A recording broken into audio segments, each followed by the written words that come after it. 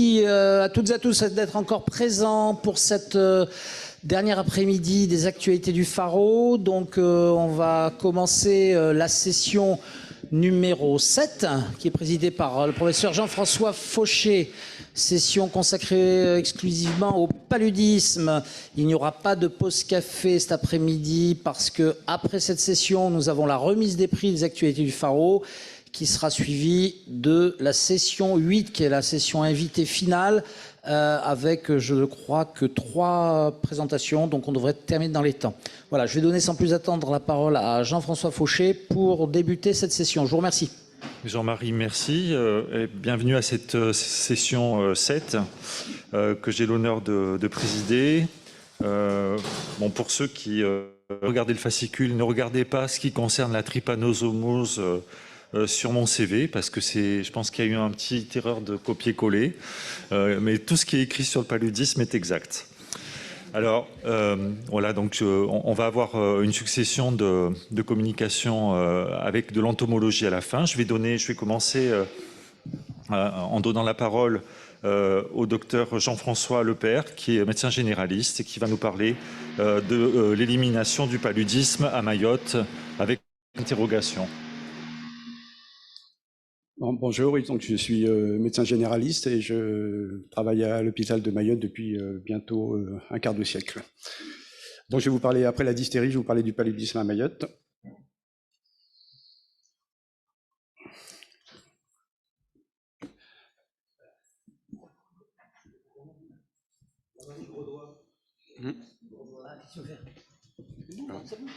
C'est bon, c'est lancé. Voilà, donc pour ceux qui ont séché les cours de géographie, Mayotte, c'est une petite île de l'océan Indien qui est située dans le canal du Mozambique, c'est-à-dire entre Madagascar et l'Afrique de l'Est. C'est un département français depuis 2011, un petit département avec beaucoup d'habitants. La densité est très importante. Dans les départements français, il n'y a que Paris qui est au-dessus. Un climat tropical humide avec 2 saisons bien marquées, une sèche et une humide. Pour l'Office du tourisme, Mayotte, c'est ça. C'est ça, ça donne envie. Mais si on retourne la carte postale, Mayotte, c'est ça également, et c'est ça. Voilà, donc vous comprenez que c'est le terrain de jeu idéal de tout un tas de parasitoses tropicales, dont le paludisme.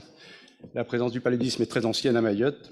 Ça s'est dégradé au début du 19e siècle avec les migrations provenant de Madagascar et d'Afrique de l'Est.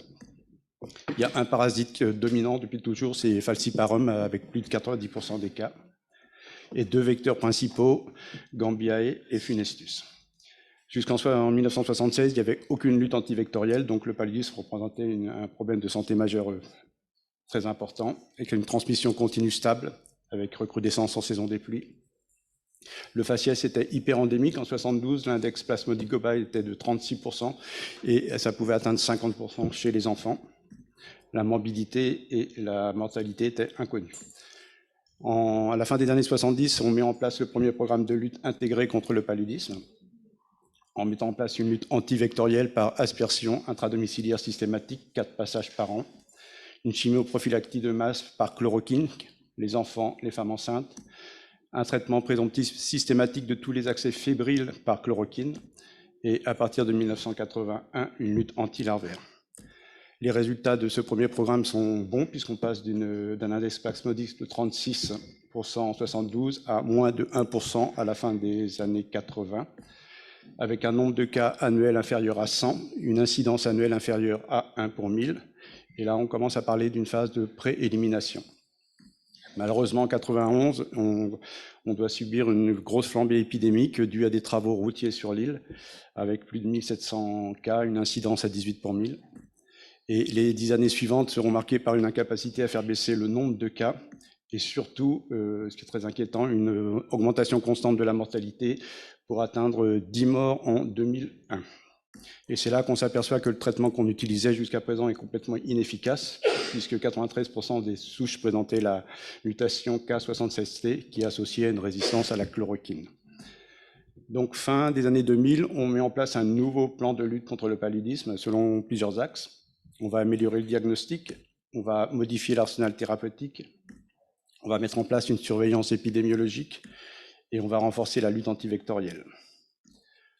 En ce qui concerne l'amélioration du diagnostic, on met à disposition de tous les centres de santé des TDR PALU.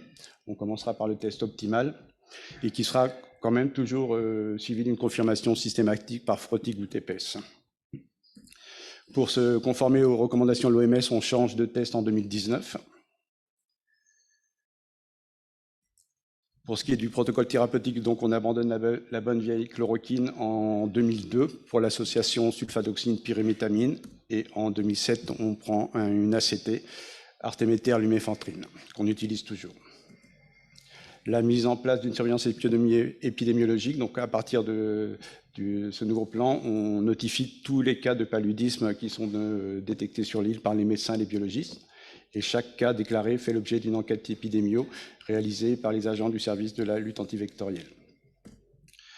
On renforce la lutte antivectorielle, on reprend les aspersions intradomiciliaires systématiques qui avaient été un petit peu abandonnées et on crée des équipes mobiles d'agents qui, à chaque cas déclaré, vont sur place faire des traitements adulticides, larvicides, réaliser des enquêtes épidémiques complémentaires et prospecter les éventuels gîtes larvaires productifs dans les alentours. À la fin des années 2000, on s'aperçoit que la stratégie basée sur la lutte intradomiciliaire est au bout de sa vie, parce que la plupart des cas surviennent dans des villages temporaires, isolés en forêt, qui sont très difficiles d'accès pour les agents de la LAV. La population y est surtout en situation irrégulière, donc absente des domiciles en journée, et ont tendance à se sauver dès qu'ils voient approcher quelqu'un qui représente un petit peu le gouvernement. Et les matériaux de construction sont peu propices à la rémanescence des insecticides utilisés. C'est du torchis, c'est des végétaux, c'est de la tôle. Et en milieu urbain, c'est pas mieux. On a une diminution progressive du taux de couverture de l'aspersion intradomiciliaire. Surtout par des refus, parce que quand il y a l'insecticide qui dégouline sur la télé, c'est pas très bien vu et on ne laisse pas entrer les agents une deuxième fois. Et également, du fait de l'urbanisation galopante, on n'est plus capable de passer 4 fois par an, on arrivait à peine à passer 2 fois par an. Donc en 2012, on a décidé d'abandonner l'aspersion intradomiciliaire pour une politique de mise en place de moustiquaires imprégnés d'insecticides de longue durée dans tous les foyers de l'île. Ça a pris 4 ans et à partir de 2007, donc maintenant, on équipe que les foyers pour lesquels il y a eu un cas notifié de paludisme. Donc, je ne vous fais pas languir plus longtemps. Est-ce que ça fonctionne? Oui, pas trop mal. Ça, c'est la courbe du nombre annuel de cas de paludisme acquis localement à Mayotte. On passe de 1600 cas en 2000 à 2 en 2020. Pour ce qui est de l'incidence, on passe à 10 pour 1000 à moins de 0,01 en 2020. Depuis 2009, l'incidence est toujours inférieure à 1 pour 1000. Et donc, l'OMS a placé Mayotte en phase d'élimination depuis 2014. Sur la même période, on a toujours un nombre assez important de cas importés. Sur les dernières années, ça représente à peu près 10 cas importés pour 1 cas acquis localement. Quelle est l'origine géographique des cas importés à Mayotte? La grande majorité vient de l'Union des Comores à 85%. Ensuite, Madagascar avec environ 8%. Et puis après, l'Afrique subsaharienne avec 5% des cas. Donc se pose maintenant une question, est-ce que ces rares cas qu'on observe, rares cas acquis localement, est-ce que ce sont vraiment des cas indigènes stricts ou est-ce que ce sont des cas introduits à partir des cas importés? Si on regarde la répartition mensuelle dans le temps des cas acquis localement, on s'aperçoit qu'il peut exister un intervalle très important, jusqu'à 9 mois entre 2 cas acquis localement, ce qui n'est pas très en faveur d'une transmission locale. Pareil pour la répartition spatiale, les rares cas sont vraiment dispersés dans l'île. Juste en 2017, on a un petit foyer là pour lequel on a encore un petit doute, mais après 2018, 2019, 2020, tous les cas acquis localement sont très isolés et surtout toujours à côté d'un cas ou plusieurs cas importés. C'est la biologie moléculaire qui va nous apporter une réponse. En 2007, il a été fait une étude, alors c'était à l'époque où il y avait encore beaucoup de cas transmis localement à Mayotte. Alors que les cas qui étaient dans l'Union des Comores c'était les mêmes souches qui circulaient dans les 3 îles. On a montré que pour Mayotte, c'était vraiment des cas mahorais, c'est-à-dire qu'il y avait une circulation de souches sur l'île. Le même travail est fait avec l'aide du Centre national de référence du paludisme Sud à partir de 2017. On fait le même travail de génotypage des souches, les souches importées et les souches acquises localement. Et là, la conclusion est totalement différente parce que l'étude du profil génétique des souches plasmodiales acquis observées 2017-2020 à Mayotte confirme qu'il s'agit certainement de cas introduits en lien avec des cas importés de l'Union des Comores ou de Madagascar, et non de cas indigènes. Donc en conclusion, l'arrêt de la transmission indigène du paludisme à Mayotte semble un fait acquis, mais il ne faut surtout pas oublier que cette première victoire sur le chemin de l'élimination du paludisme a été remportée grâce à une lutte acharnée et continue depuis 2002. Donc le programme de lutte doit être maintenu au niveau actuel, car l'équilibre est fragile et le territoire reste en permanence menacé d'une reprise de la transmission via des cas importés des pays voisins. Et pour prévenir ce risque, il est nécessaire de mettre en œuvre une politique de coopération régionale dans la lutte contre le paludisme. Donc la lutte qu'on espère finale continue ou pas. Je vous remercie. Merci beaucoup pour cette jolie communication. Je propose, comme lors de la session précédente, de laisser les commentaires et les questions pour la fin de la session. Je souhaite la bienvenue à ceux qui sont arrivés pendant la première communication. Et on va passer maintenant la parole au deuxième orateur que j'invite à rejoindre le micro, qui est le docteur Ousmane Boua Togola, qui est médecin épidémiologiste et qui va nous parler de surveillance épidémiologique du paludisme au Mali.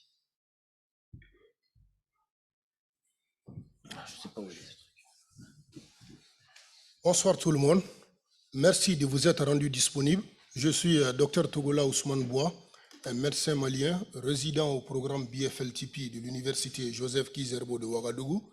Aujourd'hui, j'ai l'immense plaisir de partager avec vous le travail que nous avons intitulé « Analyse des données de surveillance épidémiologique du paludisme au Mali durant la période de 2017 à 2019 ». Ce travail a été rendu possible grâce à la collaboration des acteurs ainsi listés. Pour la circonstance, nous avons adopté le plan suivant, que vous voyez en diapositive. En introduction, nous dirons que le paludisme est un problème de santé publique dans le monde, en Afrique et singulièrement au Mali. C'est une maladie mortelle transmise par la piqûre de moustiques femelles de l'espèce Anophele infectée.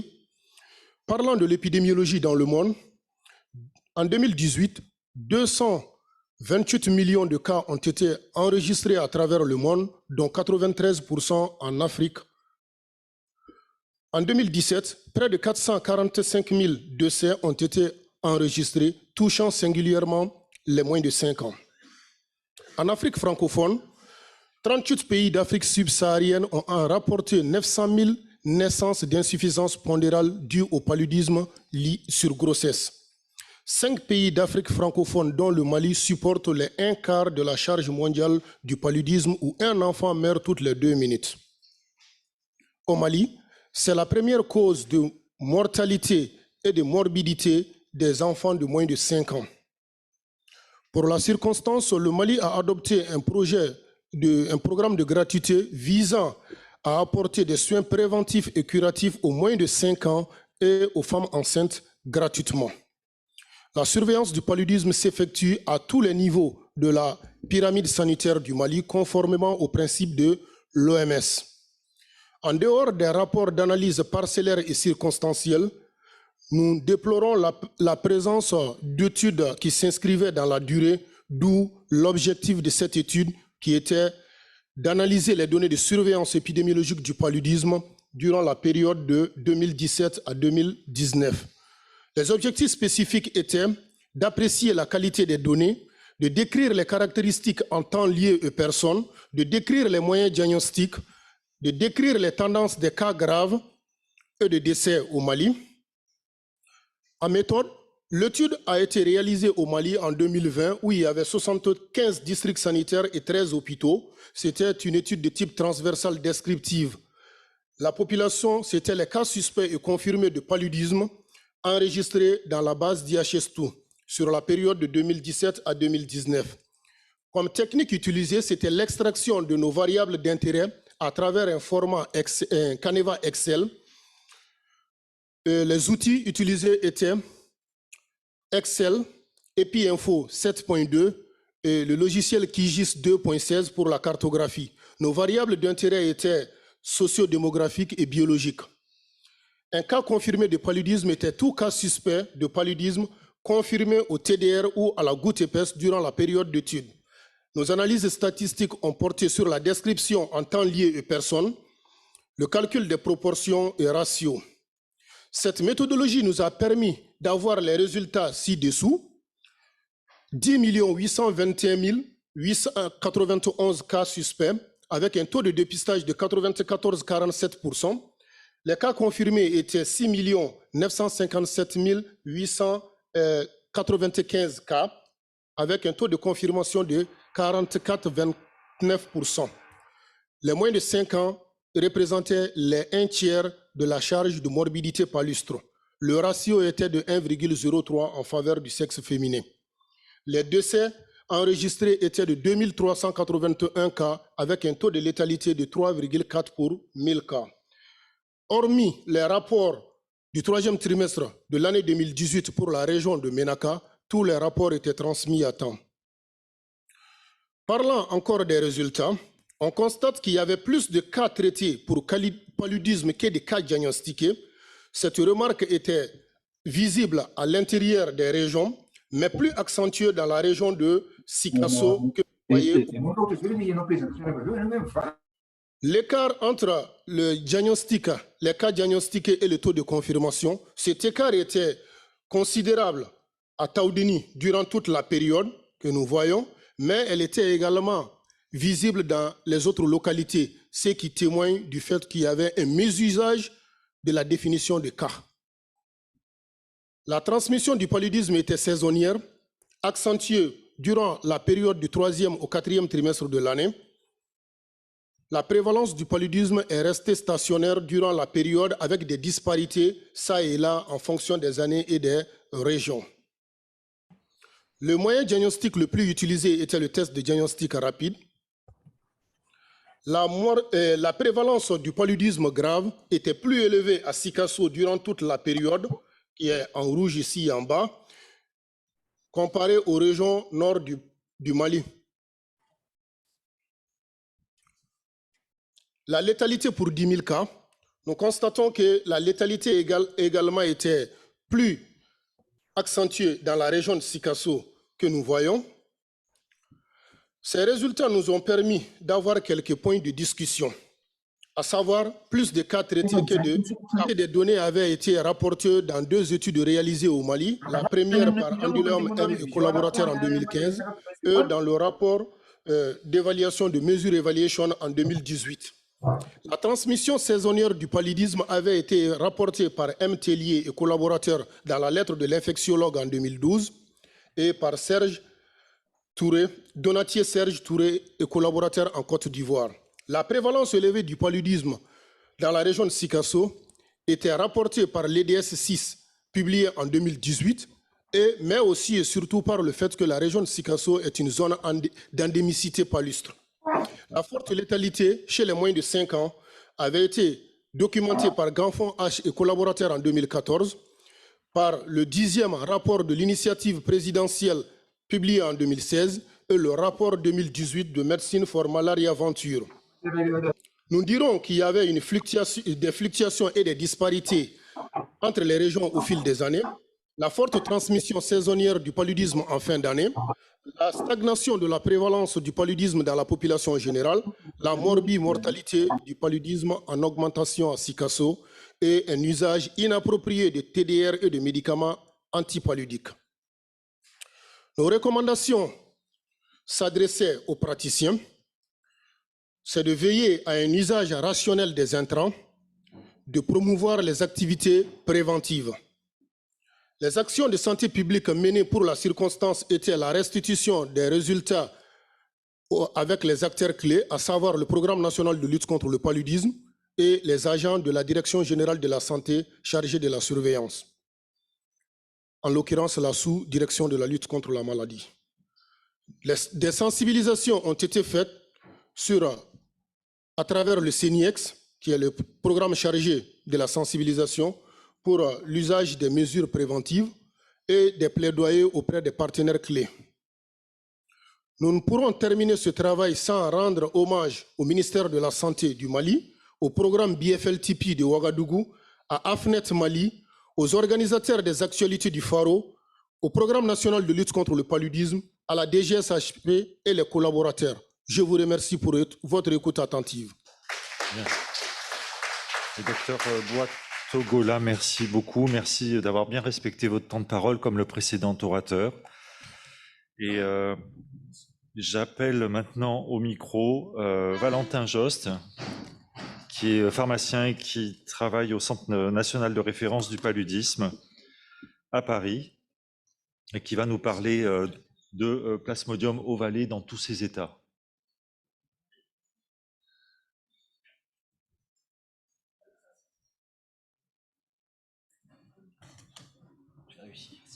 Merci. Ça passe tout seul sur le... Donc bonjour à tous, je vais vous présenter mon travail de thèse qui avait pour sujet, comme on vient de le dire, Plasmodium ovale, et plus particulièrement la différence entre deux espèces de Plasmodium ovale, Plasmodium ovale wallicheri et Plasmodium ovale curtisi, travail durant lequel on a développé tout d'abord une méthode qui permettait de les différencier assez facilement, et on a ensuite analysé rétrospectivement les cas du CNR déclarés au CNR du Palus sur une période de 6 ans, de 2013 à 2018. Donc en très bref introduction sur Plasmodium ovale, c'est une espèce qui est endémique majoritairement en Afrique subsaharienne, qui concentre la globalité des cas, notamment en Afrique de l'Ouest, avec quelques foyers, notamment en Papouasie-Nouvelle-Guinée, en Asie du Sud-Est, mais c'est plus mineur. En France, la prévalence des infections est d'environ 6%, ce qui en fait la seconde espèce, mais bien loin Falciparum, qui représente selon les années entre 85 et 90% des cas importés. Ce qui est intéressant avec cette espèce, c'est qu'elle est capable, à l'identique de Plasmodium vivax, de donner des accès de reviviscence avec un rôle pas très clair pour Plasmodium ovale des hypnozoïtes.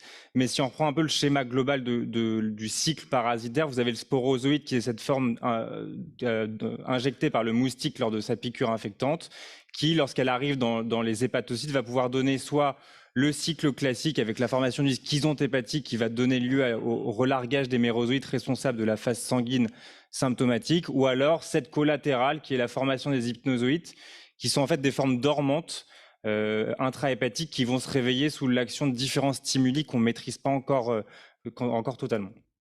Et là, toute la problématique, c'est que la chimioprophylaxie est totalement inefficace sur les hypnozoïdes. Donc, on peut très bien avoir un patient qui déclare avoir bien pris sa chimioprophylaxie et qui va faire à distance de son retour de zone d'endémie un accès palustre authentique à Plasmodium ovale. Donc, le traitement en France, les recommandations, c'est un traitement par chloroquine. Il n'y a pas de résistance actuelle, en tout cas décrite à la chloroquine, ou bien classiquement une combinaison thérapeutique à base d'artémisine. Si on a des signes de gravité, ce qui peut arriver, on va le revoir, ou un doute diagnostique, et il faut traiter tout premier accès palustre à Plasmodium ovale par la primaquine, sans attendre de voir si on va avoir un accès de reviviscence ou pas. Donc, ce qui est intéressant, c'est qu'il n'y a pas une, mais deux espèces. On le sait, on avait des doutes depuis un moment. Ça a été démontré en 2010 par le CNR anglais sur la base de caractéristiques génétiques qui étaient distinctes. Donc, en deux espèces, Plasmodium ovale wallicheri et Plasmodium ovale curtisi. Il n'y a pas de différence morphologique évidente. On ne peut pas les différencier ni au frottis, ni à la goutte épaisse. Et il n'y a pas de TDR développé qui permette de les différencier non plus. Donc, le seul moyen de les différencier, c'est la biologie moléculaire. Et au moment où on a développé et fait ce travail, il n'y avait pas franchement de méthode rapide, peu chère et sensible. Donc, notre objectif, c'était de développer une méthode comme ça. Et d'un point de vue un peu plus phylogénie, on estime que la séparation entre les deux espèces est finalement assez récente. Il y a entre 1 et 5 millions d'années, par un mécanisme que l'on appelle la spéciation allopatrique, où vous partez de vos populations représentées par le rond vert, à l'extérieur de laquelle va s'insérer une barrière géographique qui va empêcher tout contact entre les deux populations, menant à un isolement reproductif. Les deux populations vont muter de façon différente, menant à la formation de deux espèces différentes qui ne sont pas capables de se reproduire entre elles. Donc, qu'est-ce qu'on savait il y a 2-3 ans sur les différences entre Plasmodium ovale, Wallicheri, curtisi? Pas grand-chose. Il y avait peu d'études, 5 études dans la littérature, et encore plus peu de patients inclus, parce qu'on avait à peu près 200 patients inclus pour chacune des 2 espèces. Et en plus de ça, les résultats étaient complètement discordants, avec sur 3 points. Sur la thrombopénie, elle était décrite plus profonde chez Plasmodium ovale, Wallicheri dans 2 études, sans aucune différence pour une autre étude. Sur les accès de reviviscence, c'était pas très clair non plus, parce que certains auteurs disaient que seulement curtisi pouvait donner des accès de reviviscence, d'autres que les 2 espèces pouvaient donner des accès de reviviscence. Et enfin, sur le délai de latence, qui est le délai entre le retour de la zone d'endémie et le début des symptômes, il était décrit comme plus court chez Wallicheri pour certains et sans différence pour d'autres. Donc on voit bien qu'il n'y avait aucun consensus dans la littérature, donc ce qui nous a motivés à réaliser ce travail.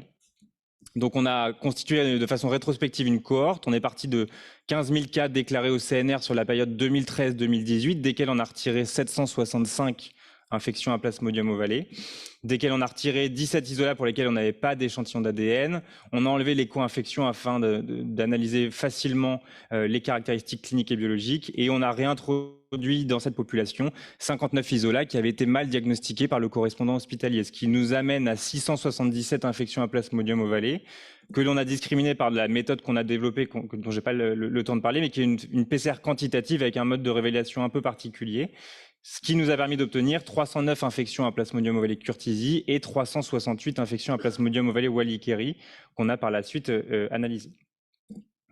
Donc tout d'abord sur les pays de contamination, donc on n'a que des cas d'Afrique, on n'avait pas de cas déclarés d'ailleurs dans notre cohorte. On ne savait pas si les 2 espèces étaient réellement co-endémiques dans tous les pays d'Afrique. Et ce qu'on voit assez clairement sur la carte ici, c'est que donc vous avez curtisi en violet, Wallicheri en vert. On a une co-endémicité dans la quasi-totalité des pays qu'on a étudiés, avec un petit bémol sur l'Afrique de l'Est, mais parce qu'en fait on a très peu de cas déclarés importés d'Afrique de l'Est, donc c'est pas du tout représentatif de ce qui se passe. Et il y a d'autres papiers qui depuis sont sortis, et en fait les 2 espèces sont en co-endémique dans la totalité de l'Afrique subsaharienne. On a ensuite analysé les caractéristiques démographiques et épidémiologiques de nos 2 populations, histoire d'être sûr qu'elles étaient comparables en termes de démographie. Donc l'âge d'inclusion était identique entre les 2 populations. Le profil des patients était classique de ce qu'on retrouve au CNR sur les infections, avec une très grande majorité de voyageurs qui comprend les gens qui y vont pour des raisons de tourisme et les gens qui retournent dans leur pays d'origine pour voir leur famille ou des amis, et ensuite un quart de patients qui se séparaient en militaires, migrants et résidents dans le pays d'endémie. Et enfin, sur les autres caractéristiques, on n'avait à nouveau pas de différence démographique et épidémiologique, notamment sur la proportion de femmes, la proportion d'Africains, et la déclaration sur la prise de chimioprophylaxie et l'utilisation de moustiquaires était également identique, ce qui nous a permis d'analyser nos caractéristiques cliniques et biologiques sans faire rentrer de facteurs correctifs. Donc sur les caractéristiques biologiques tout d'abord, sur la densité parasitaire, on avait des densités parasitaires qui étaient similaires, environ 4000 parasites par microlitre, ce qui est équivalent à 0,1% de parasitémie. Et pour avoir un ordre d'idée, la médiane en France pour falciparum est à 1% et pour Vivax à 0,5%. Donc on est vraiment sur des infections parasitaires qui sont assez faibles d'un point de vue parasitémique et qui peuvent parfois poser des problèmes en termes de diagnostic. Sur le taux de plaquettes, qui était un des facteurs débattus dans la littérature, on confirme bien qu'il y a une thrombopénie qui est plus importante pour Wallicheri que pour curtisi, mais ça n'a pas d'impact clinique réel, parce que entre 94 Giga par litre et 100 Giga par litre, ça n'a pas franchement d'impact. Donc c'est purement épidémiologique, mais sans impact sur la prise en charge du patient. Si on regarde un peu plus finement sur la répartition du pourcentage de patients selon la thrombopénie, on a un bon quart des patients qui ne présentent même pas de thrombopénie dans notre cohorte. Le reste est majoritairement entre 75 et 150 Giga par litre. Et ce que je vous ai assuré en rouge, c'est les patients qui présentent une thrombopénie inférieure à 50 Giga par litre, qui est la définition de la thrombopénie sévère. Et on a une tendance à avoir une thrombopénie sévère un peu plus fréquente chez Wallicheri, mais ça, c'était pas statistiquement significatif, c'était juste une tendance. Sur le chiffre d'hémoglobine, donc on a évidemment séparé hommes et femmes et comparé dans chaque groupe Wallicheri curtisi. Les chiffres d'hémoglobine sont identiques. Ce qui est important de noter, c'est qu'on a quand même à peu près 2 tiers des femmes et 1 tiers des hommes qui présentent une anémie. Et on ne pense pas que ce soit que l'infection ovale, évidemment, qui soit responsable de cette anémie. Il y a probablement des facteurs socio-économiques qui sont impliqués là-dedans, qu'on n'a pas pu étudier dans ce travail. Enfin, sur le délai de latence, qui, je vous rappelle, la différence entre le délai entre le retour de la zone d'endémie et le début des symptômes. Il est en effet plus court chez Wallis-Khéri, d'un facteur 2. On n'a pas d'hypothèse physiopathologique très claire sur pourquoi il est plus court chez Wallis-Khéri que Curtizy. Peut-être que le cycle intrahépatique est plus court, mais c'est très difficile d'étudier ces cycles-là chez Plasmodium ovalé, puisque c'est un parasite qui ne se cultive pas in vitro, donc ce qui complexifie beaucoup les études. Et on a, ce qui était intéressant de noter, un fort impact de la chimioprophylaxie, parce que lorsque le patient déclare prendre une chimioprophylaxie complète, on voit que son délai de latence est très long, parce qu'en fait, l'accès initial va être décapité par la chimioprophylaxie, et c'est que l'accès de reviviscence qu'on va voir, ce qui explique ce délai de latence 3 fois plus long lorsque le patient déclare sa chimioprophylaxie. Sur les caractéristiques cliniques, on n'a pas de différence de symptomatologie, ce sont des accès palustres simples, très classiques, avec de la fièvre, des céphalées, une asthénie, des arthralgies, myalgies. On a entre 1 et 1,5% de paludisme grave. Donc, il faut quand même savoir que Plasmodium ovalé peut donner des paludismes graves. On n'avait pas de décès dans notre cohorte, et ces pourcentages sont similaires à ce que les Américains déclarent dans leur rapport annuel. Et sur les reviviscences, on a des reviviscences pour les deux espèces, un peu plus sur Wallis-Khéri, mais on a globalement pas beaucoup de reviviscences parce que la primaquine est utilisée très rapidement en France, qui décapite les accès de reviviscence. Et enfin, sur la prise en charge des patients, c'est ce qui était un peu nouveau dans notre étude et qui n'avait jamais été décrit. On a un surtraitement des patients infectés par Plasmodium ovalé Wallis-Khéri par des combinaisons thérapeutiques à base d'artémisinine, d'un facteur 2. 17% des patients infectés par Curtizy prennent des CTA, 30% des patients infectés par Wallis-Khéri. Et si vous regardez en dessous, dans l'autre encadré rouge, on a aussi une tendance, non significative, mais quand même une tendance, à un passage plus fréquent des patients infectés par Plasmodium ovalé Wallis-Khéri à passer en USC ou en réanimation. On n'a pas de réponse à pourquoi ces facteurs ont été vus, mais peut-être que les patients infectés par Plasmodium ovalé Wallis-Khéri sont plus inquiétants, même si le terme inquiétant n'est pas très précis, que les patients infectés par Plasmodium ovalé Curtizy. Il faudrait évidemment des études prospectives pour mieux comprendre pourquoi ces patients sont plus pris en charge par CTA. Donc enfin, en conclusion, entre ces deux espèces, il n'y a pas de différence en termes d'épidémiologie et de symptomatologie. La thrombopénie est plus profonde, mais n'a pas d'incidence clinique, et le délai de latence est plus court. Donc il y a peut-être des hypothèses physiopathologiques à aller étudier. Et il y a plus de traitements par CTA chez Plasmodium ovalé Wallis-Khéri. Et là, il y a vraiment un travail à faire pour comprendre pourquoi. Est-ce que c'était juste un biais dans notre cohorte, même si on a essayé d'éliminer tous les biais, ou est-ce qu'il y a vraiment quelque chose qui se passe chez Wallis-Khéri? Et donc, en perspective de ce travail qui constitue mon travail de thèse de science, c'est de développer des outils de génomique, parce qu'en fait, il y a très peu d'outils de génomique pour Plasmodium ovalé, il n'y a pas de microsatellite, il n'y a pas grand-chose pour étudier cette espèce, afin d'essayer de répondre à ces différentes questions. Quelle est la diversité génétique de Plasmodium ovalé Curtizy Wallis-Khéri? Quelles sont les différences génomiques précises entre ces deux espèces? Et ce serait également intéressant d'étudier comparativement l'isolat initial et l'isolat de reviviscence pour voir s'ils partagent exactement les mêmes caractéristiques génomiques ou pas, ce qui n'est pas le cas pour Plasmodium vivax. Voilà, et pour finir, je remercie tous les gens du CNR du paludisme. Valentin, merci.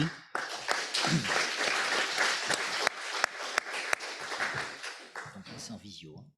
Voilà, donc là, on va passer en visio avec une oratrice de Madagascar, le docteur Rakoton Dranaïvo, qui nous entend, j'espère. Je vous remercie, Monsieur le Président. Nos travaux sont axés sur la résistance aux pyrétrinoïdes et au TDT, c'est la population Thanopheles arabiensis à Marfoy, Madagascar.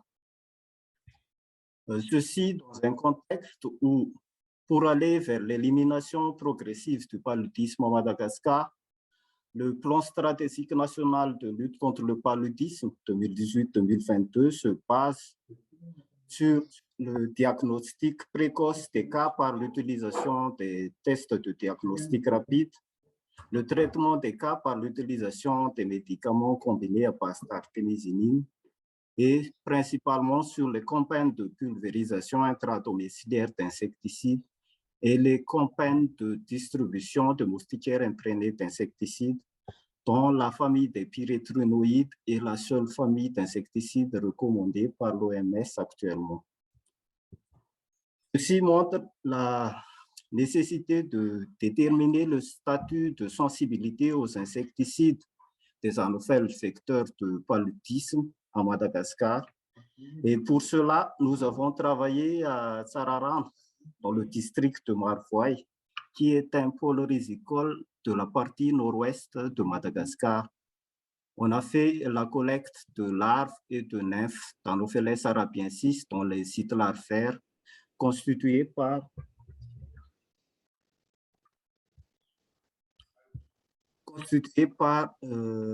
les rizières qui sont à perte de vue et abondants, comme vous le voyez sur la photo dans le diapo. Pour obtenir les femelles F1 âgées de 2 à 5 jours et H1 pour procéder au test de sensibilité aux insecticides selon le protocole de l'OMS.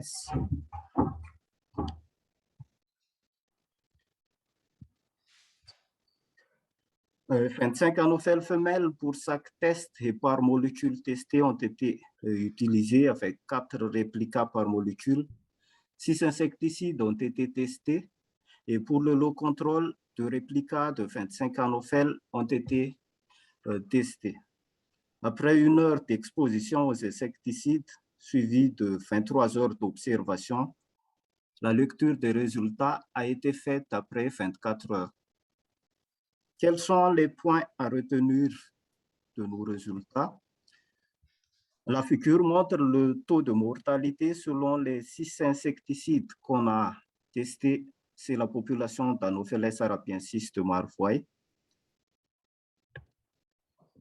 Une sensibilité aux pendocarpes et aux organophosphorés ont été observés avec un taux de mortalité de 100%. Cependant, une forte résistance au DDT et aux pyrétrinoïdes a été notée chez la population d'Anopheles arabiensis de Marfoy, avec un taux de mortalité de 42% pour le DDT, 47% pour la deltamétrine et 55% pour la lambda-cyalotrine. La présence d'anophèles vecteurs résistants aux pyrétrinoïdes et au DDT est probablement liée à la pression insecticide due à l'utilisation de ces produits dans la protection des cultures à Marfoy. Marfoy étant connu depuis bien longtemps comme une zone agricole, comme l'atteste ce vieux document de 1925, avec des sites larvaires permanents pour les anophèles vecteurs et avec l'utilisation d'insecticides divers actuellement dans la protection des cultures. Comme le montre cet extrait de la fiche technique du prospéraire impliqué dans l'agriculture à Madagascar ou dans la protection de la culture du Lutz ou de la caisse, on utilise de la deltamétrine, de la cypermétrine et de la bêta-cypermétrine pour lutter contre les ravageurs de la caisse. L'observation à la fois d'une résistance au DDT et aux pyrétrinoïdes laisse entendre une résistance croisée de type KDR, non encore décrite à Madagascar jusqu'à présent. L'émergence de la résistance avérée chez Anopheles arabiensis aux pyrétrinoïdes à Marfoy, accentuée par la résistance d'Anopheles funestus aux pyrétrinoïdes et aux pains de carpe découverts pour la première fois à Madagascar, explique la persistance de la transmission du paludisme à Sararan dans le district de Marfoy et au-delà.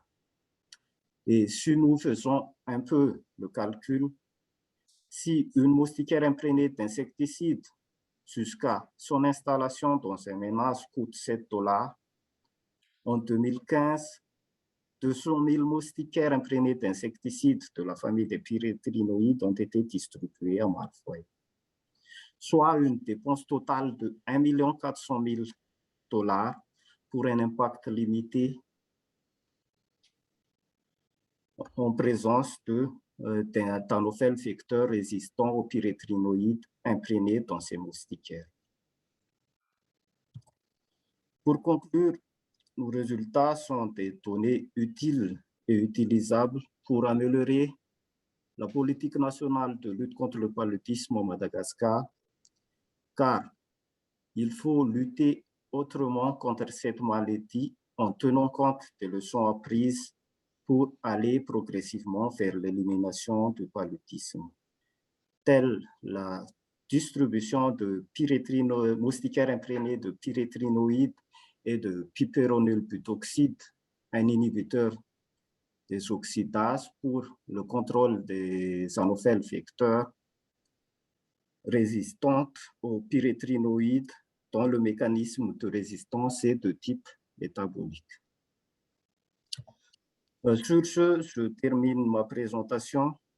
Je vous remercie, Monsieur le Président, et je tiens à remercier le groupe d'intervention en santé publique et épidémiologie pour nous avoir fait l'honneur d'être invité à participer à cette 26e actualité du Faro 2021. Je vous remercie.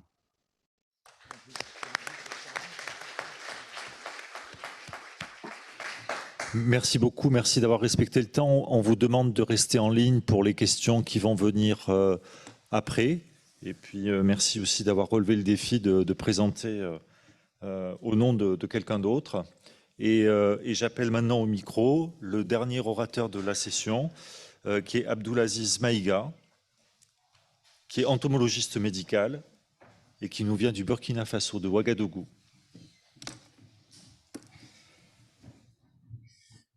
Merci, Monsieur le Président.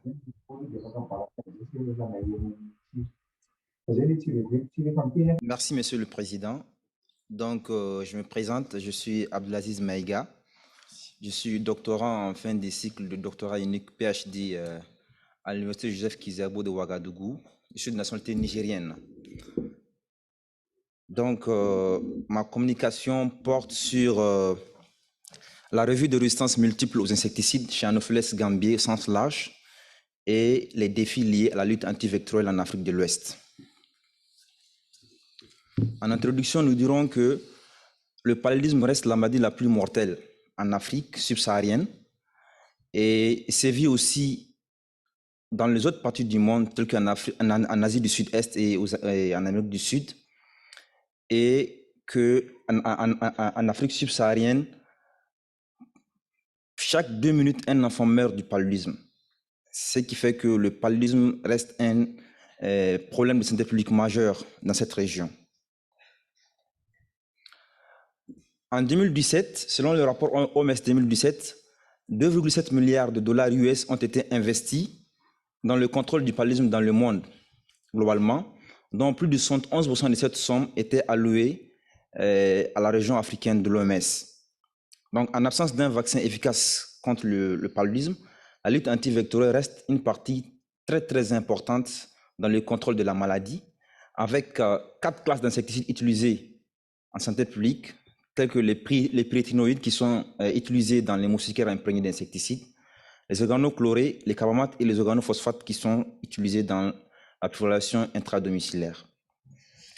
De 2000 à 2015, selon Batts et collaborateurs, dans un papier publié dans Nature, ils révèlent que la lutte antivectorielle et principalement l'utilisation des moustiquaires imprégnés d'insecticides a permis d'éviter plus de 400 millions de cas de paludisme dans le monde. Donc, ce qui montre l'impact de cette lutte antivectorielle dans l'incidence de la maladie. Cependant, l'émergence de résistance multiple aux insecticides chez Anopheles gambiae au sens large compromet potentiellement les interventions de lutte. Et la résistance multiple est définie comme un phénomène commun qui intervient lorsque plusieurs mécanismes sont présents de manière simultanée chez un moustique résistant. Donc, je vais décrire brièvement les différents mécanismes de résistance chez les moustiques qui sont cités dans la littérature. Il y a d'abord la résistance comportementale qui permet aux moustiques d'éviter d'être en contact avec le support sur lequel il y a l'insecticide. Il y a la résistance cuticulaire qui diminue la pénétration de l'insecticide au sein du moustique. Il y a la résistance génétique ou la résistance de mutation de cible, où les gènes qui codent pour la protéine qui reçoit l'insecticide est muté, donc du coup ça impacte sur l'expression de la protéine et du coup ça va impliquer la résistance. Il y a aussi Les enzymes de détoxification sont des enzymes qui vont détoxifier l'insecticide une fois que l'insecticide pénètre au sein du moustique et du coup induire à la résistance. Donc, il y a un dernier mécanisme qui a été décrit par l'équipe de Ranson et collaborateurs, l'équipe de Ranson basée à Liverpool School, où des nouvelles molécules ont été découvertes qui sont impliquées dans la résistance. Ce sont des molécules qu'on appelle SAP, Sensory Appendage Protein, et qui sont des petites protéines qui jouent un rôle dans la communication intercellulaire, donc en transportant des signaux chimiques.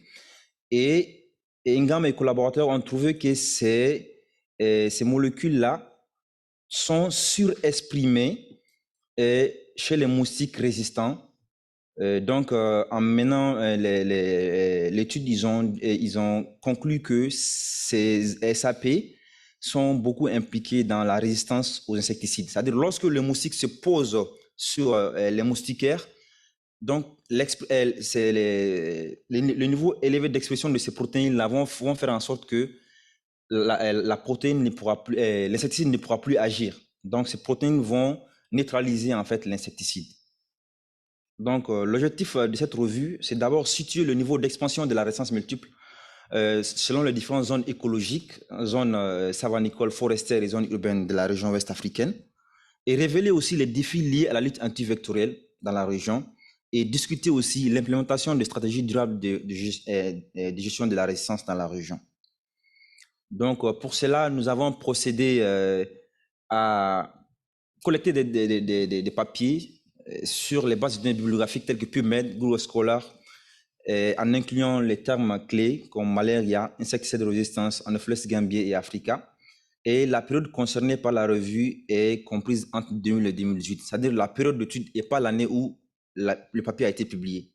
Donc les informations ont été tirées et screenées à partir de chaque papier, c'est-à-dire la période d'étude, les sites d'étude, l'espèce impliquée, les insecticides utilisés, les statuts de résistance et les mécanismes impliqués. Donc comme critère d'inclusion, nous avons inclus uniquement les papiers qui parlent des moustiques résistants phénotypiquement et associés, dont la résistance est associée à la mutation du cible et à la résistance métabolique. Donc, il y a un ensemble de 20 papiers qui ont été inclus, issus de 9 pays de la région ouest africaine. Et ces papiers nous montrent que la résistance multiple est beaucoup plus exprimée chez Anopheles coolisi.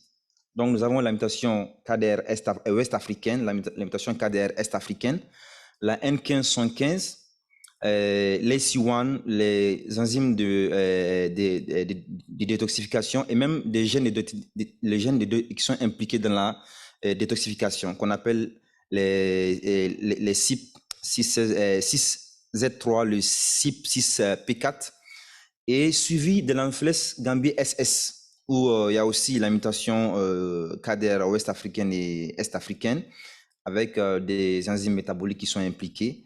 Et ensuite, suivi de l'Anopheles arabiensis, où il y a les deux mutations ouest africaines, KDR ouest africaine et est africaine, avec SC1, qui est la résistance croisée aux organochlorés et aux organophosphates, et les enzymes métaboliques aussi qui sont impliquées. Cependant, nous avons constaté qu'il y a peu de données sur Anopheles melas, qui est le principal vecteur du paludisme dans la zone mangrove. Et nous avons trouvé uniquement 2 papiers du Sénégal et puis du Bénin qui parlent de ces mutations-là, et en même temps principalement la mutation des cibles et la résistance phénotypique aux insecticides. Donc, nous avons essayé de discuter les facteurs d'expansion de cette résistance multiple. Nous avons décrit d'abord, nous avons parlé d'abord de l'introduction génétique des allèles résistants entre les populations sympatriques d'Anopheles gambier. Donc, il y a un échange entre les espèces, les mêmes espèces qui cohabitent les mêmes milieux. Donc, ils s'échangent des gènes de résistance. Donc, cela contribue aussi à l'expansion de cette résistance multiple-là. La multiple usage des pesticides dans l'agriculture et l'agriculture urbaine aussi, et la pollution urbaine aussi, contribue aussi à répandre cette RMI dans la région. Et aussi la migration des populations de moustiques en zone transfrontalière de pays Donc, les moustiques migrent sur des longues distances, donc en transportant les gènes de résistance et les pathogènes aussi. Donc, cela contribue aussi à répandre cette résistance multiple dans la région et à maintenir aussi la transmission. Donc, comme piste de solution, nous avons proposé quelques-unes. Donc, d'abord, la mise en application des stratégies de résistance décrites par Insecticide Resistance Action Committee. Donc, le comité d'action sur la résistance aux insecticides. Donc, il y a aussi l'utilisation des synergistes PBO dans les moustiquaires imprégnés d'insecticides. Étant donné que les moustiques sont résistants aux pyrénétoroïdes qui sont imprégnés dans les moustiquaires, donc on introduit en même temps les synergistes qui vont inhiber l'action des enzymes de détoxification. Il y a aussi l'utilisation du primifos-méthyl dans la PID. Donc, c'est un papier publié par Protopov et collaborateurs dans Lancet qui parle, c'est un essai randomisé et qui prouve l'efficacité de ces interventions-là. Donc, il y a aussi le fait de promouvoir l'usage des méthodes alternatives aux insecticides chimiques, telles que l'utilisation des huiles essentielles, les repulsifs, la gestion de l'environnement et les contrôles mécaniques ou la lutte physique. Donc, encourager aussi les essais pour le développement de nouvelles formules d'insecticides dans un contexte de panel limité d'insecticides. Il faut dire qu'il y a très peu d'essais qui sont menés dans la région pour le développement de nouvelles formulations d'insecticides. Donc, le gap qu'on a révélé au cours de cette étude-là, c'est d'abord le manque d'harmonisation des stratégies de lutte en zone transfrontalière dans le pays de la région, dans un contexte de migration des moustiques qui migrent avec les gènes de résistance et en même temps avec les pathogènes d'une zone à une autre. Il y a peu de données disponibles sur le statut de résistance et mécanismes impliqués chez Anopheles gambier, Anopheles mélas, qui est le principal vecteur du paludisme en zone mangrove.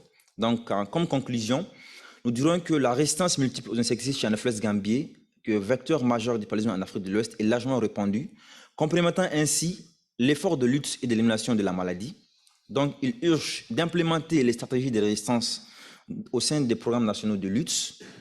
Donc, déployer aussi les méthodes innovantes de contrôle, telles que incorporer dans les moustiquaires imprégnés d'insecticides et dans la PID aussi, des composés empêchant la liaison des SAP et l'insecticide. En même temps, incorporer aussi de composés à action antipaludique qui permettraient de tuer le plasmodium en fait, qui est dans les moustiques, même si les moustiques se trouvent résistants. Donc, il y a aussi la méthode d'infection au Wolbachia, donc les moustiques mal stériles et le gène drive. Donc, je suis à la fin de ma présentation. Je ne finirai pas sans remercier le Campus France qui m'a appuyé à travers l'ambassade de France du Niger, qui a appuyé mon déplacement, et le JSP, par la personne de Jean-Marie Milele qui est à côté, qui s'est vraiment impliqué, qui a diligenté mon appui à ma participation en fait auprès de l'ambassade de France au Niger concernant ma participation à cette conférence. Je vous remercie. Merci. On a 10 minutes pour les remarques, pour les questions. J'invite les orateurs à venir rejoindre la tribune, les micros, pour répondre aux questions. Je demande aux personnes qui sont dans cette salle de préparer des questions. Moi, je vais poser une première question pour lancer au docteur Lepère. C'est puisqu'on est en phase d'élimination à Mayotte, est-ce que vous pratiquez la primaquine? On l'a mis en place pour les accès à falciparum. Oui, on l'a mis en place, mais c'est très compliqué parce que ça demande une dispensation sous ATU.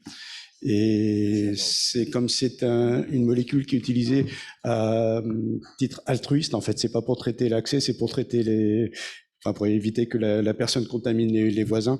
En fait, ça n'a pas pris. On a trop peu de cas et les cliniciens n'ont pas vraiment adhéré. C'est trop compliqué. Il faut faire tout un dossier d'ATU pour donner un comprimé de primaquine.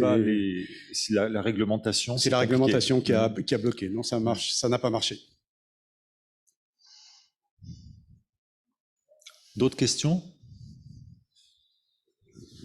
Alors moi j'ai une autre question pour donc c'était la communication là sur le Mali, les données épidémiologiques. Je trouvais que le taux de 63% de cas confirmés, c'est ça, sur les cas suspectés, c'est quand même beaucoup, parce que souvent sur le terrain on monte, enfin ça dépend et puis je suppose que ça doit être très variable en fonction de la saison, mais plus de la moitié des gens qui consultent pour fièvre, et d'ailleurs assez souvent, on n'a pas devant soi une personne, un enfant qui a de la fièvre, mais qui en a eu dans les 24 heures qui précèdent. Et donc ça, c'est des données qui vous ont pas surpris. Ça vous a pas surpris d'avoir autant de cas confirmés de paludisme? Ça correspond à des choses qui étaient attendues dans votre région. Vous pouvez répondre? Vous dites en question? Oui, La question exacte, c'est quoi? C'est le fort taux de... Parce que des fièvres, il y en a des causes multiples, bien sûr. Et là, vous en avez pratiquement les 2/3 qui sont des paludismes. C'est quand même, c'est beaucoup. Mais je me fie à mon expérience. Moi, j'ai jamais travaillé dans des endroits où il y avait plus de 50% des enfants, et c'était en Afrique, hein, au Bénin et au Gabon, il n'y avait jamais plus de 50% des enfants qui consultaient pour fièvre, chez qui on confirmait un diagnostic de paludisme. Mais voilà, moi, j'ai pas travaillé au Mali, hein.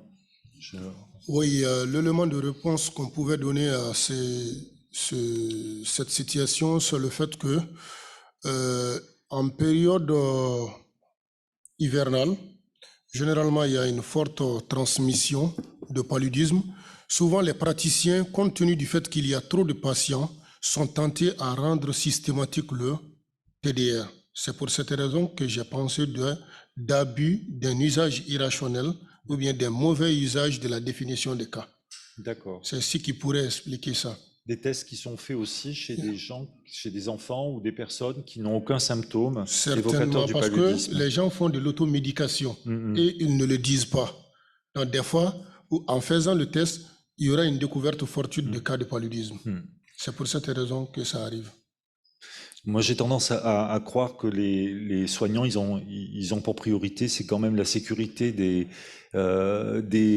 patients. Et justement, s'ils répugnent je dirais aussi à s'abstenir de prescrire des antipaludiques quand le test est négatif, puisque vous avez souligné ça.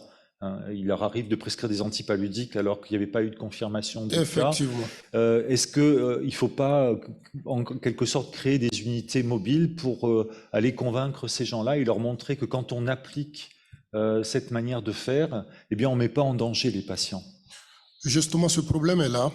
Il y a des patients même qui viennent, qui vous disent qu'ils ont le palu, même si vous dites qu'ils n'ont pas le palu, parce que dans la santé communautaire, lorsque j'étais en milieu rural, à 330 km de Ségouville, où j'ai exercé pendant 6 ans, il y a des gens qui viennent, il faut faire des injections de palu. Si vous n'avez pas les arguments nécessaires pour les convaincre, ils vont faire une campagne de c'est-à-dire une campagne à l'intérieur du village pour dire que le médecin il n'est pas réceptif, il est trop arrogant, il ne veut pas nous soigner. Donc, c'est des circonstances souvent un peu complexes qui font dérouter les prescripteurs de leur principe, vraiment des bons principes de prescription. C'est ce qui justifie souvent ces cas-là. La parole à la salle. Paul-Henri Consigny, moi je suis médecin à l'Institut Pasteur à Paris. Une petite question pour nos collègues parasitologues du CNR. À la lueur de vos données, quelle est la pertinence d'aller plus loin dans le diagnostic clinique d'une infection à Vallée-Quiré-Curtizy? Et puis, de façon mixte, quelles étaient les formes graves observées pour motiver la réanimation?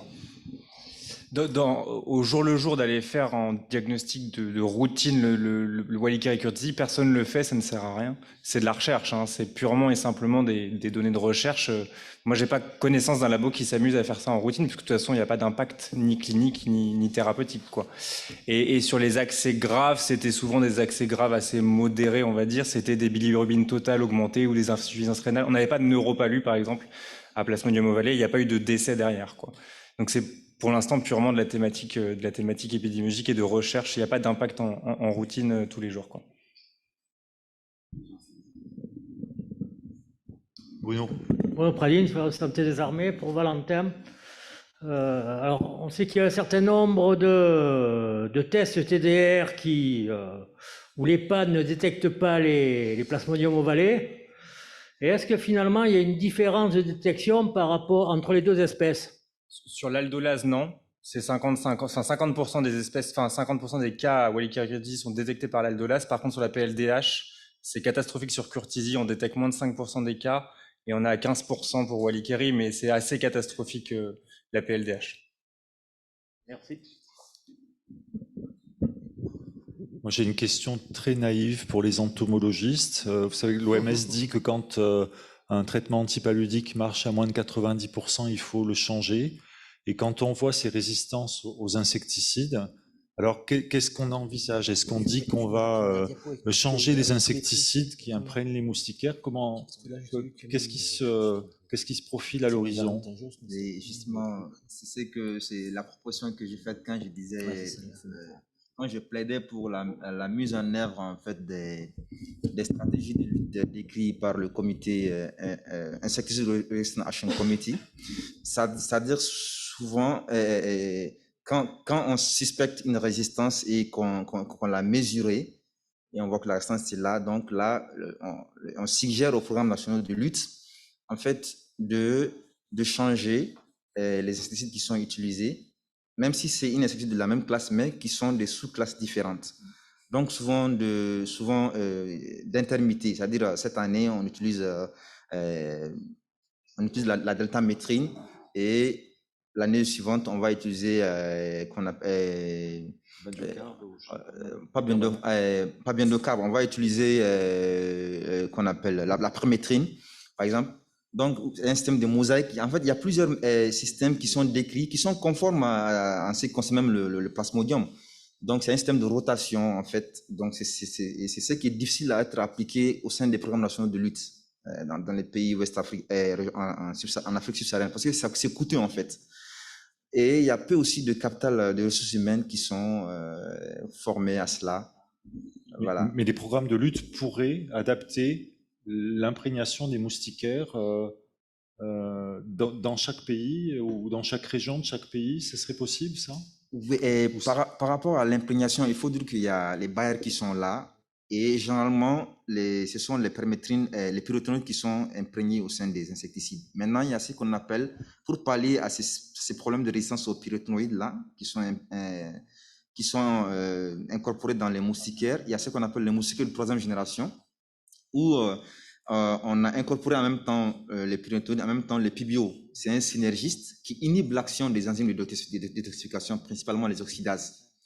Donc voilà, donc il y a les PMI qui est là, avec l'USAID, voilà, qui sont là, qui sont en train d'appuyer les programmes nationaux de lutte. D'abord en donnant assez de l'eau des moustiquaires qu'on distribue à l'échelle nationale et en même temps en appuyant les techniciens des programmes nationaux de lutte. D'accord. Voilà. D'abord les méthodologies d'action à mener sur le terrain, la pratique, en même temps le diagnostic aussi de la résistance au sein des laboratoires tels que la résistance métabolique, la résistance génétique, etc. Très bien. Voilà. Bon, il est 15h10. Je ne sais pas s'il y a peut-être une toute dernière question ou un commentaire.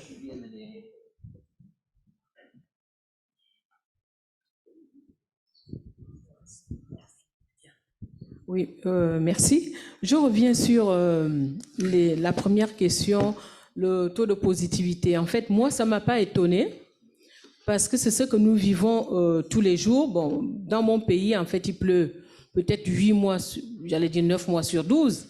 Donc, nous avons toujours du paludisme tout le long de l'année, quelques petites variations dans les 3 mois. Ce qui fait que, et comme il a dit, toute la communauté sait que fièvre égale paludisme.